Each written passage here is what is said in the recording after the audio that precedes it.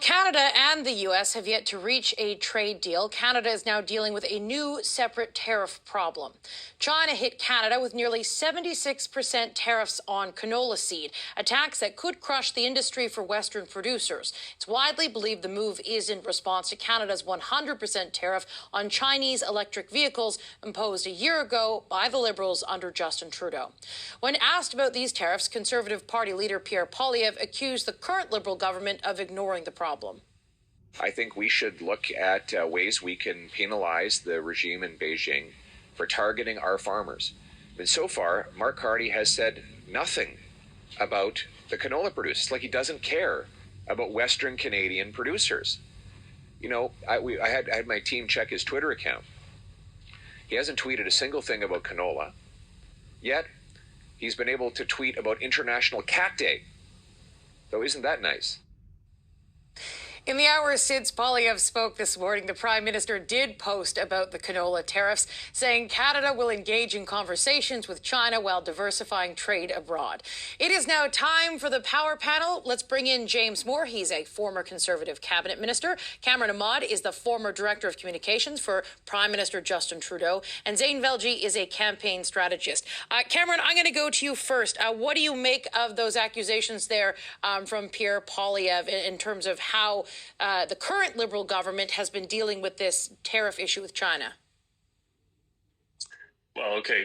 First of all, the tone clearly has not changed. He's, I think, fighting for relevance and political survival at the moment. So he is defaulting to what he does best, which is take an aggressive tone and attack the government. I don't think that Canadians are ready to buy that just yet. I mean, anyone following even cursory coverage of the president and how he's behaving with other countries with regard to trade can understand that the situation is extremely volatile and the government is literally doing everything it can to, or at least that it thinks it can, to try and resolve the situation. Many other countries, pretty much every other country is in a similar situation as us, and of course we're more exposed than others. So I don't think that this tone is people are gonna buy what he's saying. That said, he does have to provide an alternative, or he has to talk about the issue, and I think he can do so in a probably more constructive way. Obviously, the announcement by China is another huge problem for the government and something that they have to resolve, but it's a lot more complex, I think, than what he's laying out. James, more than a tweet. James, what do you make of Cameron's critique there? Fair in one sense, but there's a flip side to the same coin, right? Which is we do have regional economies in this country, and a lot of Canadians are very provincial, small p provincial in the way in which they view the country, and then they do comparison analysis of how different parts of the country are treated relative to others. The Prime Minister was very quick to go to auto plants in Ontario and to show solidarity with them. He was very quick to go to Quebec steel and aluminum industries and to meet with workers who are going to be impacted by the unfair 232 tariffs that are happening in the United States. And the Prime Minister of this country at all times has an obligation to keep his eye on the ball when it comes to national unity and national perspective. We already know the tensions that exist in Western Canada over the past 10 years and how this Liberal government has dealt with in a very aggressive way, in a very jaundiced way, sort of poking at the energy sector in this country. And Scott Moe, I think, has been helpful. He's actually been one of the voices who's been helpful to Prime Minister Carney in the past. So I think people who are in these regions and who are in these industries and who are affected by this, they look to how the government is going to treat other industries in other regions, and they want some equal treatment. They want some sense of balance, not only rhetorically but in terms of substance. And it's a genuine public policy problem for the Prime Minister because we don't have an endless bottomless pit of money. This chatter about a 60, 70, $80 billion deficit in the budget this fall is not sustainable. And we can't subsidize every industry who's being hit unfairly. We have to come up with better public policy tools to make sure we create Canadian jobs through world sales. So it's a very tough policy analysis, but Pierre Poilievre's criticism should be seen as more of a warning shot to the Prime Minister about his obligations to national unity, and I think he'll heed that warning. Zain, what do you make of the tone we heard from the Conservative leader today, and do you anticipate that this is what we're going to see more of when everyone comes back to Ottawa in the fall? Yeah, and firstly, before we get ahead of ourselves, happy International Cat Day to all those that are celebrating. I wanted to make sure I mentioned that.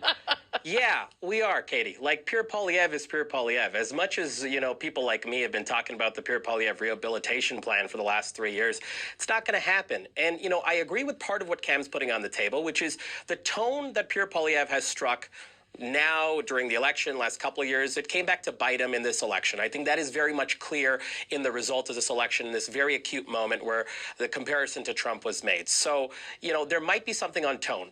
But I don't necessarily agree that Pierre Poilievre needs to propose alternatives. As much as I hate to say that, and as cynical as I may sound, the job of Pierre Poilievre is to critique. He's official opposition leader, or will be once again very soon. And the core components of the job are not to provide these alternatives, but it's to find the soft tissue in the government. And I hate to say it, but he's on to something, because James' point is correct on national unity and Western alienation.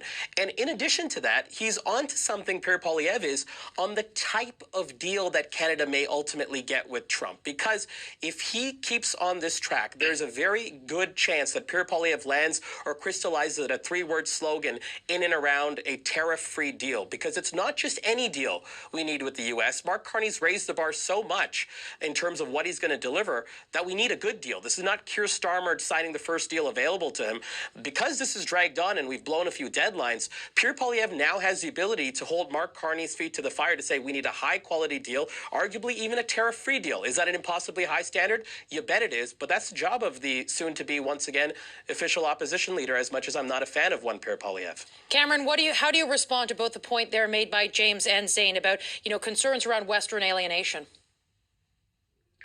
They're good points. I don't actually think there's a lot of daylight between what we believe and what we're saying. I definitely see the vulnerability for the government when it comes to Western alienation, especially with the latest impact of the Chinese tariff on canola. I mean, this is millions of dollars, thousands of jobs, a huge component of our economy and one of our biggest exporting industries and markets. So the Prime Minister and the government absolutely need to show action on this. I don't know how easy it is for them to arrive to a solution, because it's a very complicated situation, and I mean it's difficult for them to solve, but they have to show that they treat this with the same urgency and care and importance as they do any other industry, any other major industry in the country, as they've done since the beginning, since the election.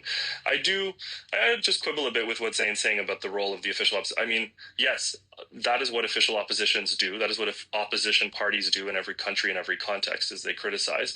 But I think there is a more constructive way to go about it. Whether or not it's what happens, we can still say that it's a better way to operate, to propose not just alternatives for the sake of proposing alternatives, but things that they believe are constructive. To the Conservatives' credit, they did make an announcement today about EVs. I don't agree with it. I think we can pick that apart. But it is more constructive in a democracy for political parties to debate substance than to just throw mud at each other.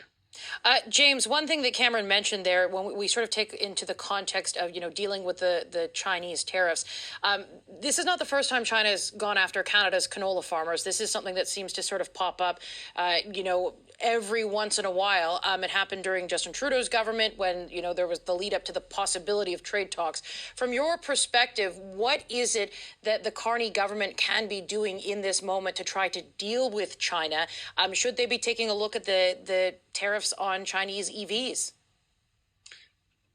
The truth is, I don't know, because it's clear that Canada historically has been used as a bit of a pawn in the Chinese larger game. I mean, China sees Canada as a G7 partner and a trading partner with the United States, and they bounce things off Canada to send a message to the broader world and to the Anglosphere in general, and particularly to the United States. So it's not clear that this is sort of a rational public policy that we can sort of mitigate our way through and out of. So it's a real tough nut for the Prime Minister to crack. With regard to EVs and the EV ban, look, the EV mandate, which, Pierre Poilievre criticized today and deserves to be criticized, it's an awful public policy that's doomed to failure. And the idea that we would then sort of end the ZEVs, zero emission vehicles, or EVs, electric vehicles from China, and allow them to pour into Canada and then find their way into the United States through CUSMA or NAFTA, just as we're on the doorstep of renegotiating NAFTA, thereby cannibalizing the massive R&D investments and capital investments that companies in the United States have made in order to stand up their EV capacity, would be devastating to our capacity to negotiate a renegotiation of the CUSMA agreement. That is not strategically smart. So canola is important to Canada, critically important to Saskatchewan and the Prairie provinces for sure, but within the context of where we are with the United States and CUSMA, If you open the door to Chinese EVs to come into Canada, and the market price for those is about a half to a third of what EVs that are made in North America cost, and they pour into the United States under CUSMA or NAFTA, you're going to have a very angry United States who will want to shut the door to Canada because they'll see us as a province of China, not an independent country. That is one thing that Donald Trump, from based in my perch normally in Washington, I would say Donald Trump and the White House would have words for Canada on that. Zane, I want to get to the point that James just made there. Actually, Zane, I'm going to go to you in just a moment. I want to get Cameron really quickly to respond, if I may. When we're talking more broadly about the plan to phase out gas-powered vehicles that the previous Liberal government did put into place, James called it an awful policy doomed for failure. I suspect you disagree, and I want to give you a chance to respond to that. Yes. Well, I do agree with what he just said about Chinese electric vehicles and the impact that would have on our trading relationship with the United States. However, I think the mandate that the previous government put into place, which other countries also have versions of. No, we're not the only country to have this. European countries, New Zealand, I believe, a number of others have them. They have softened their policies on incentives, for example, but many have maintained the mandates. Look, things may need to change. The context economically and global trade context has changed dramatically since that policy was brought in. But I think the way that the Conservative leader presented it today is typical in the way he talks about any environmental policy, short-sighted, misleading, and simplistic. Not the way James talked about it, the way that Pierre Poilievre talked about it. There is a bigger opportunity for Canadians if we properly develop the industrial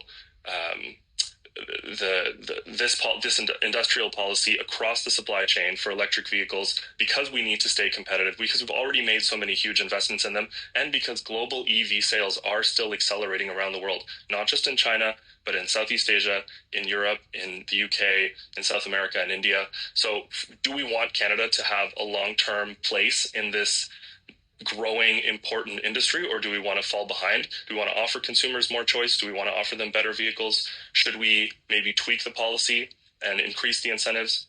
Probably. Zane, we've got 45 seconds left. I'm going to give it last to you. What should the government be considering in this moment when it comes to China? They should be considering that the answer to canola tariffs is not going to be back into the wheat fields of Western Alberta. They're going to have to find another measure. And I agree with my colleagues. This is not about EVs. Throwing Chinese EVs, even at the half the tariff rate, back into the Canadian ecosystem, yes, will increase EV demands because these are great vehicles that work despite all the IP struggles that we have with them. But that is not the answer to the larger question around the North American negotiation. Mark Carney's government, he can't tweet his way out of this. He's going to have to increase awareness on this, show that he's had got a heartfelt concern about this. But the answer to China is not going to be back in the wheat fields of Canada. It's probably going to be another economic measure or lever that this government's going to have to pull, perhaps through straight up diplomacy as well. All right. It's like you had like a clock there to time your answer, because we are right out of time. I'd like to wish our lovely panelists a happy International Cat Day, if that is in fact what today is. May y'all have great cat days.